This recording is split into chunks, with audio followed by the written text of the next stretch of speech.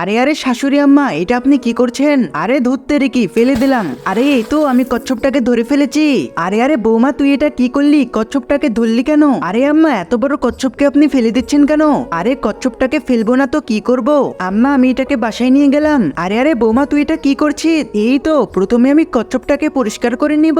আরে বৌমা, তুই এটা কি করছিস? ছি, কতবার মানা করব, কচ্ছপকে খেতে হয় না। আরে আম্মা, আপনি আমাকে এত বিরক্ত করেন কেন? আমি চলে যাচ্ছি এখান থেকে। এই তো প্রথমে আমি কচ্ছপটাকে কেটে নিব। আরে তুমি এখানে কি করছো? আরে এই দেখো, আমি কচ্ছপের মাংস রান্না করছি।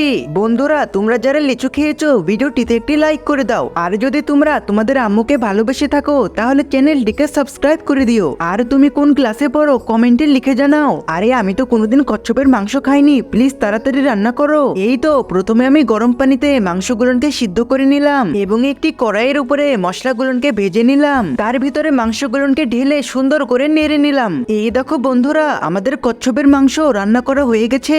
আরে ওয়াও, খুব টেস্টি। আরে আম্মা, আপনি একটু মাংস খেয়ে যান। আরে আমি ভালো করে জানি কচ্ছপের মাংস টেস্টি হয় না। আরে আম্মা, আগে একটু খেয়ে দেখুন না। আরে ওয়াও, সেই স্বাদ। আরে বৌমা, তুই তো ঠিকই বলেছিলি। আরে আম্মা, আমি তো আপনাকে প্রথমেই বলেছিলাম এটা খুবই টেস্টি।